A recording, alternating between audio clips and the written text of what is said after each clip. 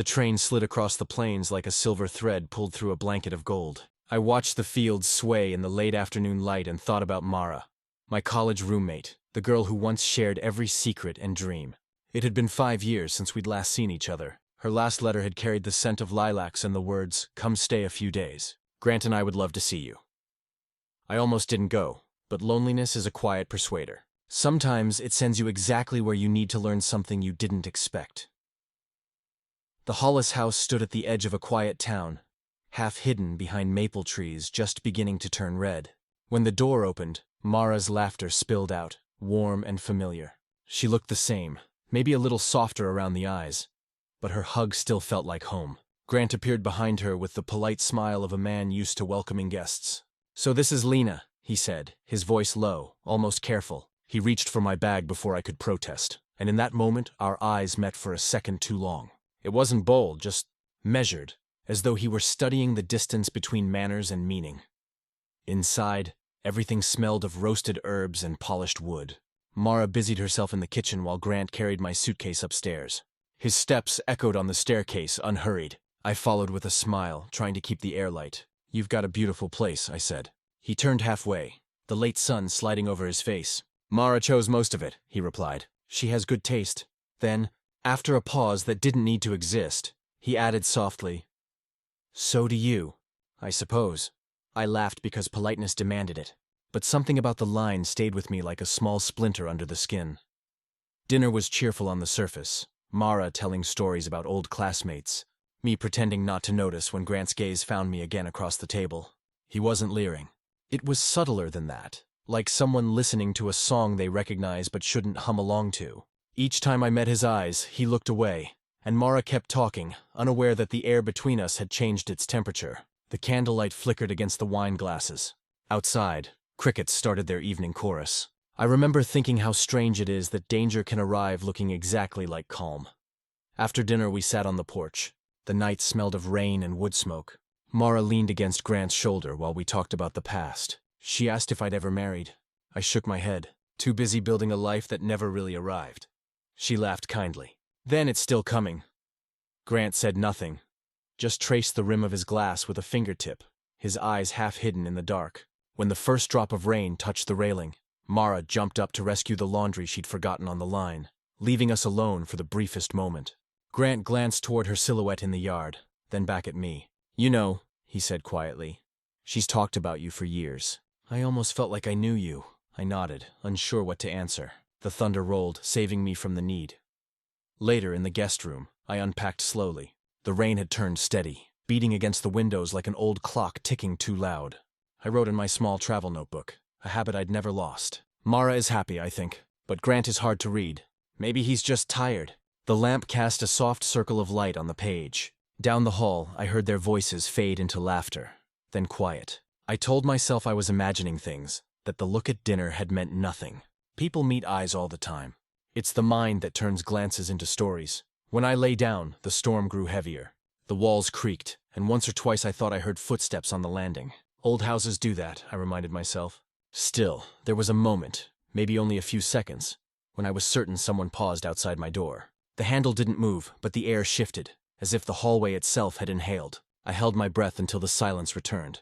Then came the faint sound of retreating steps, slow and deliberate, fading toward the stairs. My pulse eased only when I heard the porch door close. I didn't sleep much after that. Every shadow on the ceiling looked alive. I kept replaying the day, the easy laughter, the strange pauses, the feeling that something unspoken had already begun. I told myself it was nonsense. I was a guest. They were a couple. Boundaries were clear. But behind every rule there lives a question.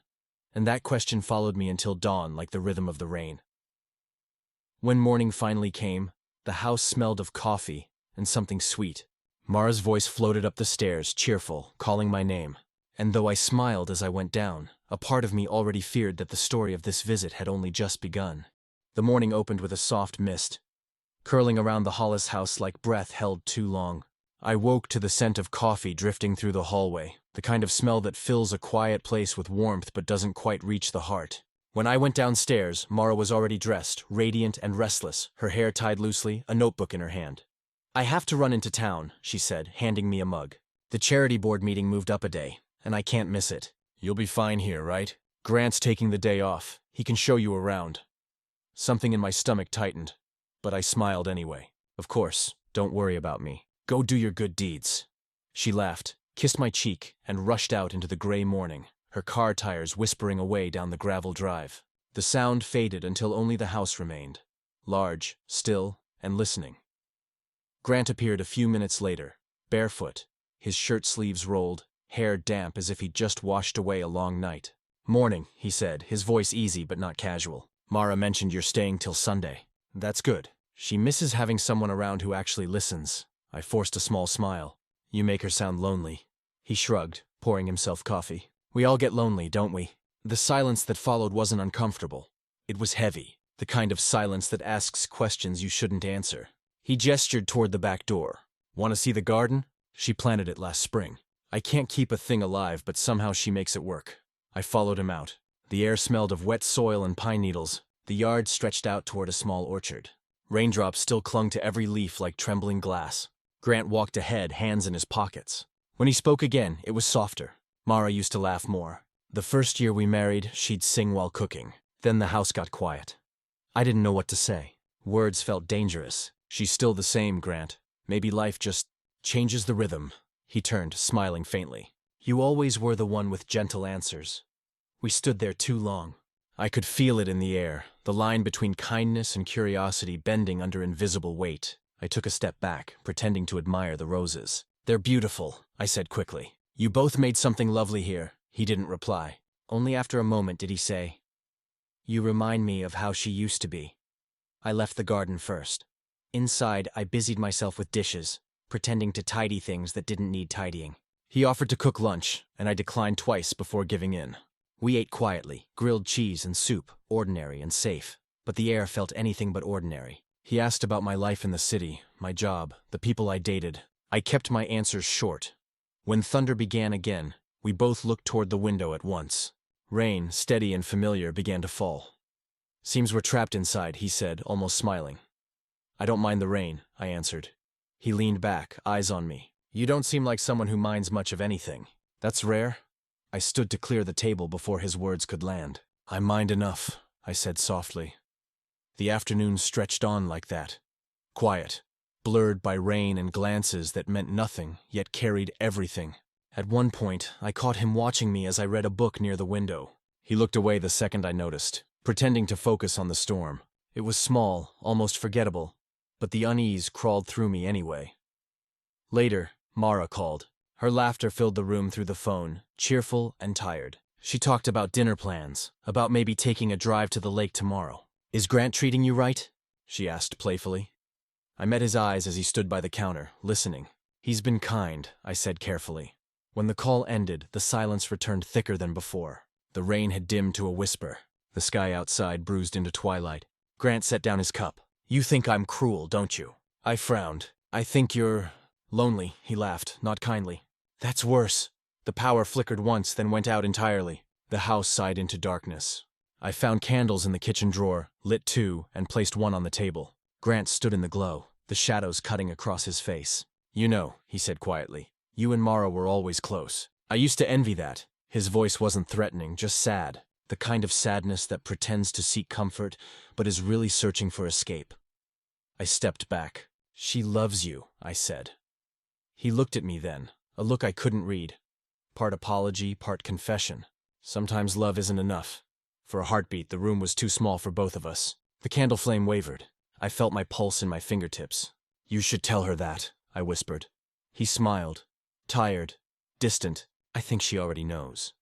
I turned toward the hallway before my courage failed. Upstairs, the house groaned under the wind. I closed my door, locked it out of habit, though part of me knew locks meant little against what lived inside people's minds. For an hour I sat there, listening to the rain ease. I tried reading, but every word blurred into thought. I heard footsteps once, then silence, the kind that listens back. The doorknob moved slightly, not enough to open, just a hesitant turn, as though someone testing not the lock but their own will. My breath caught. I didn't speak, didn't move. The knob released, and the quiet swallowed everything. When I finally exhaled, I realized I'd been shaking. Nothing had happened. Nothing you could see or name. but something inside me had crossed a line I didn't know existed. Outside, thunder rolled far away, and the last of the storm slipped into the woods. Downstairs, a door closed softly. I sat there in the half-dark, waiting for morning, wishing I'd never come but knowing some stories find you, even when you don't want them to. Morning came gray and hollow, as though the night had drained all its color. I woke with the strange heaviness of someone who had not truly slept. Every sound in the house too clear, too sharp. When I finally opened my door, the hallway smelled faintly of coffee and rain-soaked wood. Downstairs, voices drifted from the kitchen. Mara's light and bright, Grant's quieter, steady but uncertain, like someone rehearsing normalcy. I paused halfway down the stairs. Mara was talking about the town meeting, waving her hands, laughing. Grant nodded at all the right moments, but something in the rhythm between them had changed. It wasn't distance. It was thickness. A kind of quiet fog hanging between two people who no longer needed to speak their doubts aloud. When Mara saw me, she beamed. "There she is. Did you sleep at all?" "The storm was awful. A little," I said. "Your house creaks when it rains." Grant poured me coffee without being asked. "Old wood remembers every storm," he murmured. I thanked him, avoiding his eyes. The three of us sat around the table, pretending to eat pancakes that had gone cold. I could feel Mara's gaze flicking between us, unaware of why her chest might suddenly feel tight. Her laughter filled every silence. She was trying to cover something she didn't yet understand. After breakfast, she went out to fetch flowers from the porch. Grant and I were left alone again, and it was unbearable. He rubbed a hand across his jaw, eyes fixed on the table. "Lena," he said quietly. "About last night—" "Don't," I interrupted. My voice sounded firmer than I felt. "There's nothing to explain. Nothing happened." He looked up then, guilt plain on his face. "I didn't mean—" "I know," I said, softer now. "But you thought about it. And so did I. That's enough to break something that wasn't ours to touch." He didn't argue. He just nodded, the kind of nod that carries a lifetime of regret. Mara returned a moment later, holding a small bouquet of wet lilacs. She smiled at us both, her eyes glowing with the kind of simple trust that can crush a person with its purity. I took the flowers from her, hiding my trembling hands by burying my nose in their scent. "They're beautiful," I whispered. We spent the morning pretending again, Mara showing me old photos, Grant fixing a loose shutter outside. Everything looked ordinary from the outside, as if the night before had been only a dream neither of us dared to remember. Yet every glance, every word carried a new weight. By noon, I'd made up my mind to leave. I told Mara I needed to catch an earlier train. Work had called, I said. She protested, pouted, then gave in. "Promise you'll come back soon," she said. "Next time, I'll make Grant cook his famous roast." Grant smiled faintly from the doorway, but his eyes stayed lowered. Upstairs, I packed slowly. The air felt heavy, almost mournful. On the desk near the window, I placed a folded note addressed to Mara. It said only, "You are stronger than you think, and more loved than you realize. Protect that love. Don't let silence grow between you and the one who shares your roof. I'm grateful for your kindness. Forgive my leaving quietly." When I came down with my bag, Mara hugged me tight, her hair brushing my cheek. "You're my oldest friend," she said. "Don't disappear again." "I won't," I whispered, though I knew I would, for a while at least. Grant carried my bag to the porch. The sunlight was just beginning to burn through the clouds, spilling gold across the wet steps. He handed me the suitcase and hesitated. "Take care of yourself," he said. "You too," I replied. "And take care of her." His nod was slow, solemn, as though he understood the weight of what I wasn't saying. The cab ride to the station was quiet. The road wound through fields still glistening from the storm. I leaned my head against the window and watched the reflection of the sky flicker across puddles. Inside me, everything felt strange, relief, sorrow, and something unnamed that hummed like a low note in the distance. When the train finally pulled away, the landscape began to slide backward, the house shrinking in memory. I took out my journal and wrote the only thing that felt true. Not every temptation ends in sin. Sometimes it ends in silence, which is its own kind of wound. But silence can also heal, if we let it teach us who we are. Outside, the trees blurred into green and gold. I closed my eyes, listening to the rhythmic clatter of the wheels. For the first time in days, my chest felt lighter. The story that had almost begun was ending in the only way it could, with distance, humility, and the hope that both of them would find their way back to each other. As the train rounded a curve, I caught the last glimpse of the valley, the faint shimmer of the Hollis house beneath the trees. I whispered a small prayer, one for Mara's laughter, one for Grant's repentance, and one for my own peace. Because love, I realized, isn't always what binds people together. Sometimes it's the courage to walk away before you break something sacred. The whistle cried out into the fading afternoon, long and mournful, echoing across the open land. And somewhere in that sound, I heard the truth settle quietly inside me. That even the mistakes we never make can change us forever.